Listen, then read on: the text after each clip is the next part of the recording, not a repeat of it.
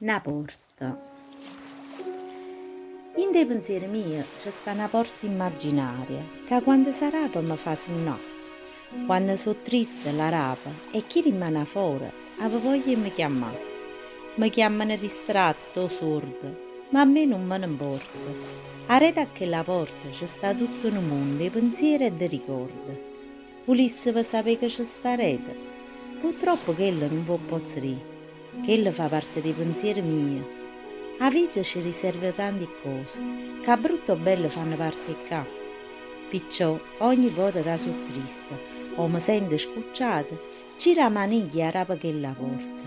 E là non sento tutte quelle fesserie o una parola che ti può fare male. Là dentro c'è sto mondo mio.